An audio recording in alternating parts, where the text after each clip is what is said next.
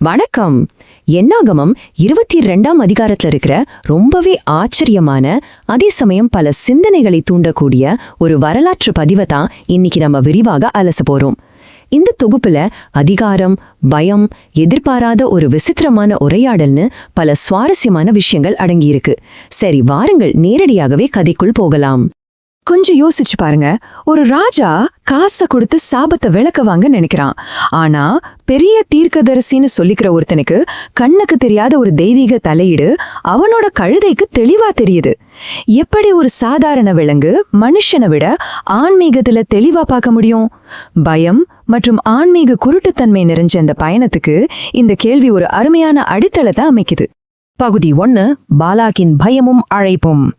நம்ம கதை மோவாபின் சமவெளிகள்ல இருந்து தான் ஆரம்பிக்குது. அங்க இஸ்ரவேலர்களோட மாபெரும் ஜனக்கூட்டத்தை பார்த்த உடனே மோவாபின் ராஜாவாகிய பாலாக்குக்கு உள்ளுக்குள்ள பெரிய உதறல் எடுக்க ஆரம்பிச்சிருச்சு. இவ்வளவு பெரிய கூட்டத்தை நம்மால கண்டிப்பா போர் செஞ்சு ஜெயிக்க முடியாதுன்னு அவன் ஆழமா நம்புறான். இப்போ இந்த அப்பட்டமான முரண்பாட்டை கொஞ்சம் கவனிங்களேன். ஒரு பக்கம் விரக்தியடைந்த ராஜா பாலாக் பிலேயாம் அப்படிங்கிற குறி சொல்லகிறவனை பணம் கொடுத்து கூப்பிட்டு இஸ்ரவேலர்களை சபிக்க நினைக்கிறான். ஆனா மறுபக்கம் தேவன், நீ அவர்களோட போக வேண்டாம், அந்த ஜனங்களை சபிக்கவும் வேண்டாம், ஏன்னா அவர்கள் ஏற்கனவே ஆசிர்வதிக்கப்பட்டவர்கள் என்று திட்டவட்டமா சொல்லிட்டார். தேவன் ஆசிர்வதிச்சத மனுஷ சபிக்க முடியும் என்ன? பகுதி 2, தேவனின் கட்டளையும் பயணமும். தேவன் வேண்டான்னு சொன்ன உடனே பாலாக் சும்மா இருப்பானா? கண்டிப்பா கிடையாது. அவன் மறுபடியும் முன்பு விட மிகவும் கனம் பொருந்திய பிரபுக்களை அனுப்பி பிலேயாமுக்கு மிகப்பெரிய வெகுமதிகளை தருவதாக ஆசை காட்டுறான். இந்த முறை தேவன் பிலேயாமின் பயணத்துக்கு அனுமதி கொடுக்கிறார். ஆனா ஒரு பெரிய நிபந்தனையோடு. நான் உனக்கு சொல்லும் வார்த்தையின்படியே நீ செய்ய வேண்டும் அப்படிங்கறது அந்த கண்டிஷன். உடனே பிலேயாம் காலையில எழுந்து தன் கழுத மேல சேனங்கட்டி ரொம்ப ஆர்வமா புறப்படுறான். ஆனா அவன் போன விதமோ அவனோட உள்நோக்கமோ தேவனுக்கு கொஞ்சம் கூட பிடிக்கல. பகுதி 3, வழியில் நின்ற தூதன். இப்போதான் இந்த பயணத்துல ஒரு பெரிய ட்விஸ்ட் வருது. அந்த பயணம் வழியில எப்படி ஒரு பதற்றமான, மூச்சு முட்டக்கூடிய சந்திப்பா மாறுதுன்னு இப்போ பாப்போம். இங்க அந்த கழுதை தான் உயிரை காப்பாத்திக்கிறதுக்காக செய்யற 3 தற்காப்பு நகர்வுகளை பாருங்க. முதல்ல வழியை விட்டு வயல்ல இறங்குது, அப்புறம் சுவரோட ஒதுங்கி பிலேயாமோட காலை நசுக்குது, கடைசியா ஒதுங்கவே இடமில்லாத குறுகிய வழியில தப்ப வழியே இல்லாம அப்படியே கீழே படுத்துக்குச்சு. ஏன் தெரியுமா? கர்த்தருடைய தூதன் உருவின பட்டயத்தை கையில பிடிச்சுக்கிட்டு வழியை மறிச்சு நிக்கிறத அந்த கழுதை தெளிவா பாக்குது. ஆனா ஆன்மீக குருட்டுத்தன்மையில இருந்த பிலேயாமுக்கு அது தெரியல. அவனுக்கு கழுத மேல கோபம்தான் வருது. பகுதி 4, பேசும் கழுதை. இது நம்ம கதையோட மிக விசித்திரமான மற்றும் அதிசயமான உச்சகட்டம்னு சொல்லலாம். அந்த இடத்துல கொழுந்து விட்டு எரிஞ்ச கோவமும் பதற்றமும் இப்போ ஒரு நேரடியான உரையாடலா மாறுது. நினைச்சு பார்க்கவே முடியாத ஒரு அற்புதம் இங்க நடக்குது. தேவன் அந்த கழுதையோட வாயை திறக்கிறார். அது ரொம்ப லாஜிக்கா தான் எஜமானனை பார்த்து ஒரு கேள்வி கேக்குது. நியாயமே இல்லாம என்னை இப்படி 3 தடவை அடிச்சீரே, நான் உமக்கு என்ன செஞ்சேன்? இதுல வேடிக்கை என்னன்னா, ஒரு கழுதை நம்மகிட்ட பேசுதேங்கிற எந்த ஒரு அதிர்ச்சியும் பிலேயாமுக்கு இல்ல. கண் மூடித்தனமான கோபத்துல அவனோட கண்கள் மறைக்கப்பட்டிருக்கு.